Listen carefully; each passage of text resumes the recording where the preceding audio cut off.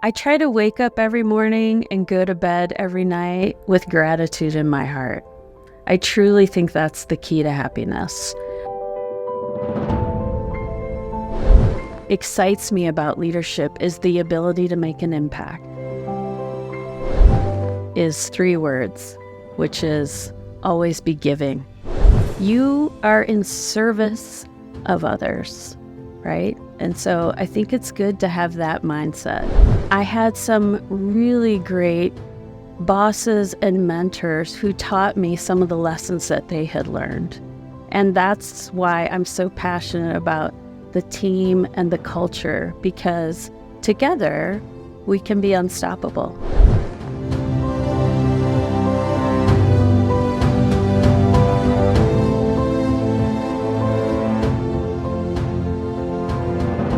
Hello everyone, welcome to our very first episode of podcast with Gulp of Leadership.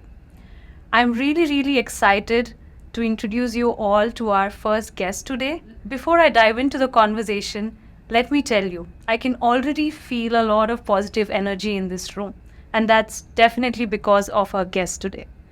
So how much ever I share about this guest is definitely less, but a person whose energy is so infectious, a person who has an incredible vision for leadership, a person who is a travel enthusiast, a person who loves music, a person who has passion to break the stereotypes of how the leadership should work like. So without further ado, let me just introduce you all, Jennifer Goschke. We all know her and love her as Jen. Jen, thank you so much for joining us today. And we are all excited to know about your aspirations, how you have actually reached this level, and how your life has been, and what you all, want to share with us. Well, thank you so much for having me. I'm honored to be the first guest, and thank you so much for the kind intro. So, Jen, I would like to know about your personal life, how you have been as a child. Like, were you a curious soul, a mischievous one, or a quiet person? Yeah, definitely not mischievous. I was very much into music. So my parents had this really old piano that they had gotten from someone for free. And when I was 3 years old, I used to go play on it. And so I hadn't had lessons, but I would hear a song on the radio. And then I would go sit down at the piano and try to play it on the piano. And so my parents decided, okay, maybe she should take piano lessons. So I started taking piano lessons when I was 4. And from that point on, I was just totally obsessed with classical music. And then that sort of led into a love for the symphony, a love for musicals and plays and cinema.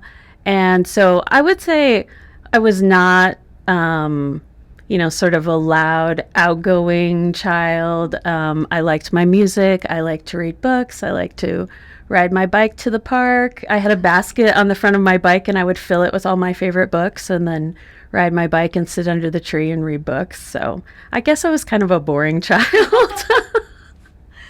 But I've heard you play the piano, Jen, and it's amazing. It's so beautiful.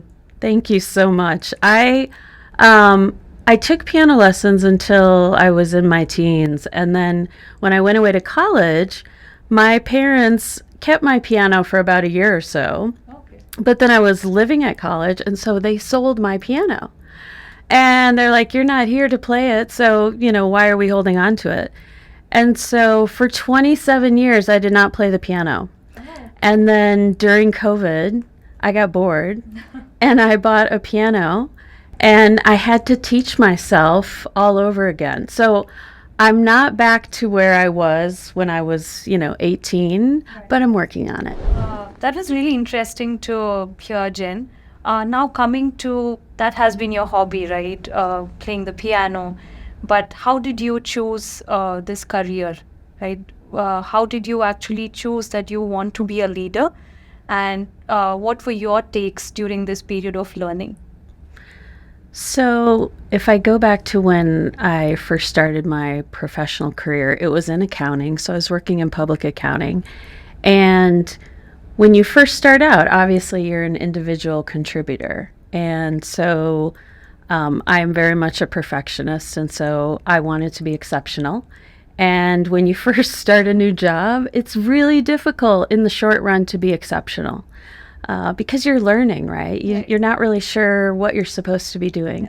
And so I decided that it would be better to focus on being reliable. Reliable and someone who could figure things out. And if you can do those two things consistently, you will be exceptional, right? If you can be someone that the company and the team and your boss can count on, and you are seen as someone who's very pragmatic, like, I don't know the answer, but I'm going to figure it out. I'm going to work with other people and, look at some other solutions, and we're going to figure it out.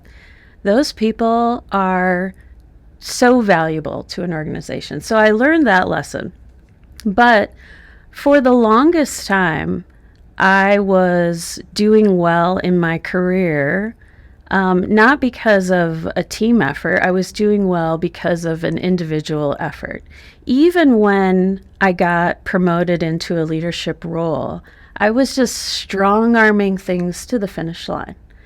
And I had a boss, and this was maybe 15 years ago, and I remember her saying, solo stars may shine, but teams light up the sky. And I remember her also asking me, you're excellent at your job, but what will your legacy be? Right. And she said, if it's not about people, it's not worthy. And I started to think about that. And that woman changed me as a leader. My whole perspective flipped.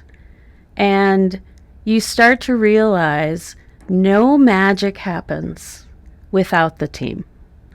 You get to a point where you literally cannot solve problems by yourself and move the business forward by yourself. And so it's about the people you surround yourself with and how you invest in them and help them grow. And so when I think back to how did I get from there to here, a lot of stumbling and some failures and things, but I had some really great bosses and mentors who taught me some of the lessons that they had learned. And that's why I'm so passionate about the team and the culture, because together we can be unstoppable. Rightly said. So, Jen, I think you shared a very important memory, I would say, when you spoke about one of the bosses who actually had such a great impact on you. Now, coming to my next question, I would like to know, as you mentioned that, team is everything. And then if you are a great leader, that is something you can build up if you have a wonderful team, right?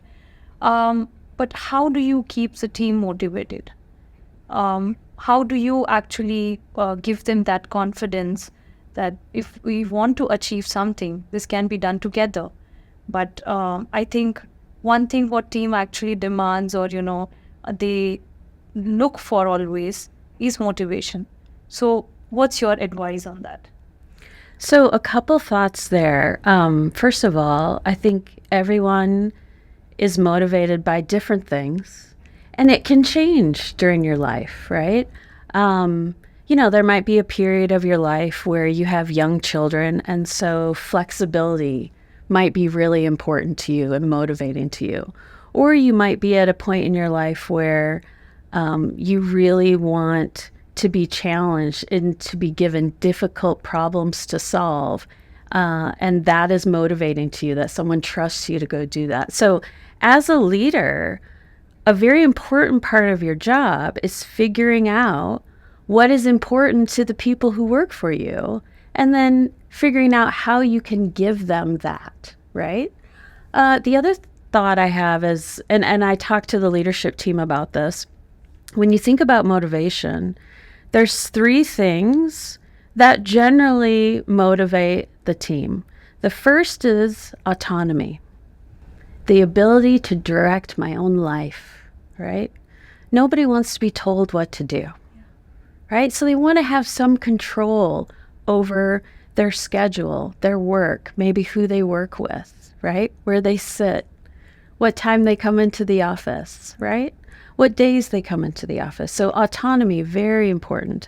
The second one is mastery. So the ability to get better and better at something that matters. That feeling of forward progress, which we all love, right? I'm getting better at something. I joke with the team, I'm like, this is why I don't play golf, because I could golf for 10 years and still not be good at it. I don't want to play it. But that feeling of I can get good at something, and that sort of creates a passion around that thing, right? And then the last item that's motivating is a shared sense of purpose. And our purpose here of making lives better is a worthy thing to bounce out of bed for in the morning.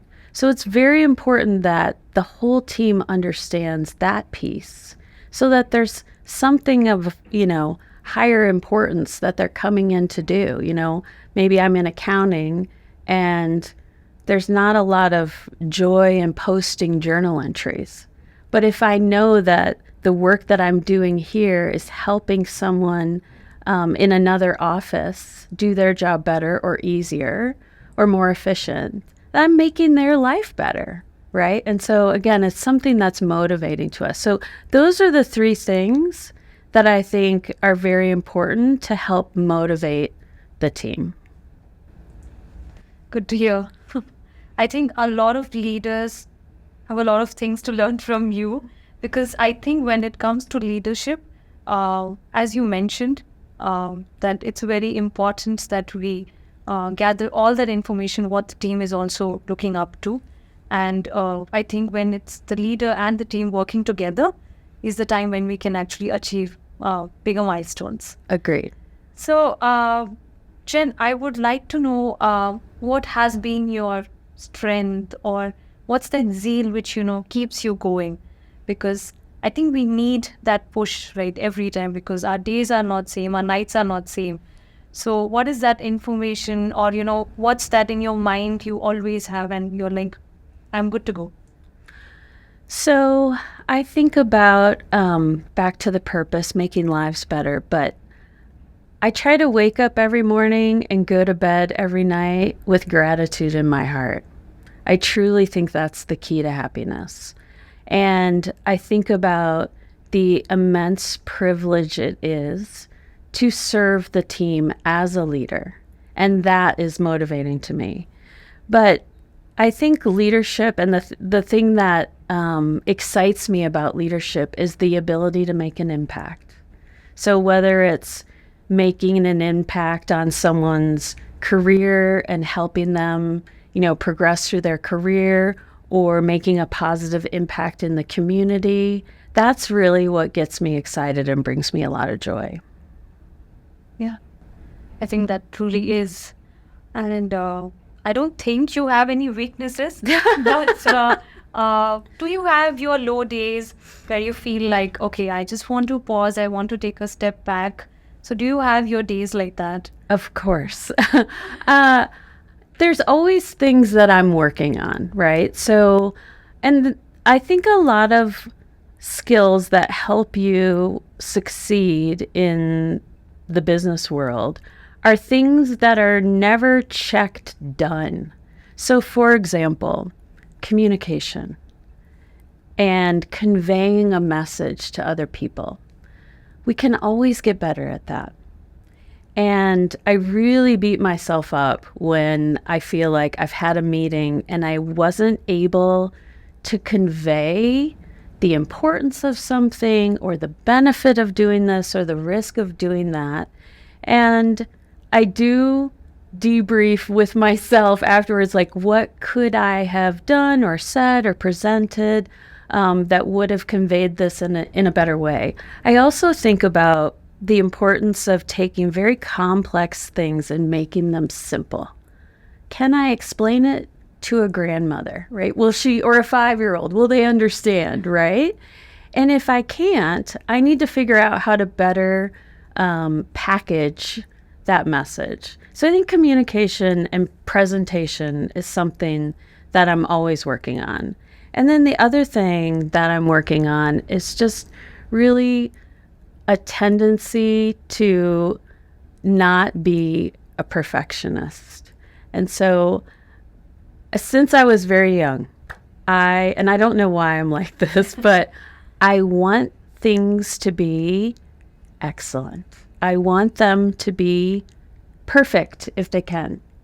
And the world is just not like that, right?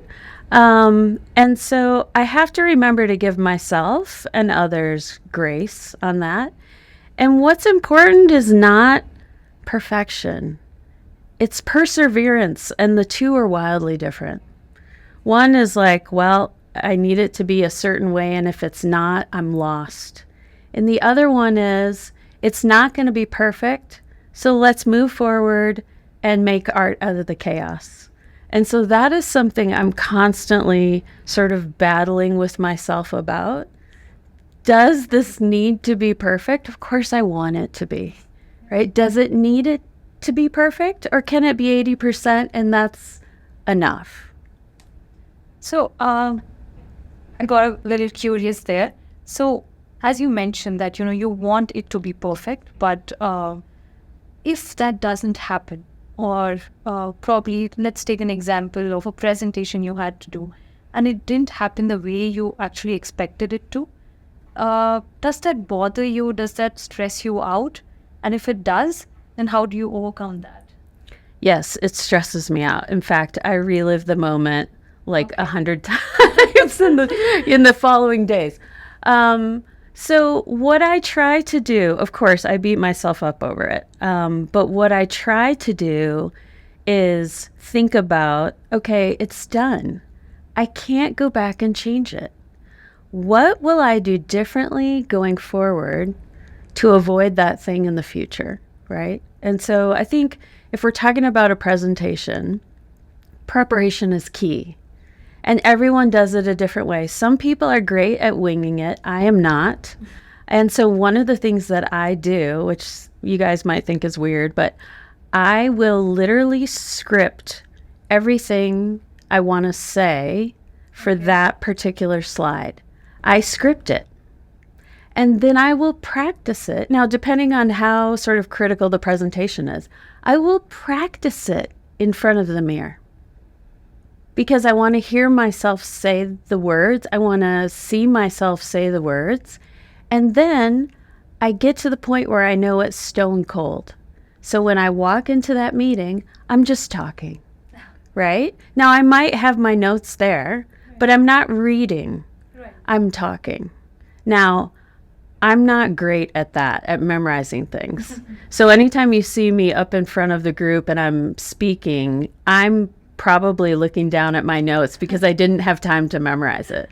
But for a really critical presentation, I like to go through and script out what I'm going to do, right? Or what I'm going to say. And so from that standpoint, you're less likely to sort of stumble over your words or miss saying something important, which is usually what I beat myself up for. Like, gosh, I should have said this, right? Well, if I have it mapped out, I'm more likely to actually say it. Now, that can actually backfire on you because if you're so scripted and then someone starts firing a question at you, it can kind of throw you off and you lose your place. Okay. And of course, they can always ask you a question you weren't expecting to get, right? And that's sometimes where you can fumble. And I think we need to realize it's an acceptable answer to say, great question. I don't have the answer to that right now, but I will find it and get back to you. Point noted. Okay. So a lot of insights around leadership. Now, myself and all of us, we are really curious to know, how do you spend your time outside work? Of course, we know that you are into music, into traveling, but how do you spend your every day once you're done with your work, or you don't want to work and you want to be in that stress-free zone? How do you spend that? So I have a few passions. Music is one, of course. And so one of the things I love about having a piano here in my apartment is that I can go home after a stressful day and just play.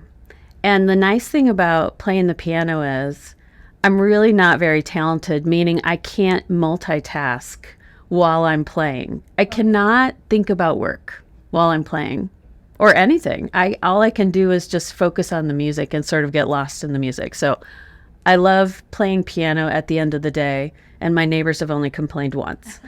I also love to travel. I am never happier than when I get a new stamp in my passport. I have been to 43 countries, and I was really trying to get to 50 by the time I turn 50. I don't know if I'll hit that, but I just love exploring and going to a new place, trying new food, visiting historical sites.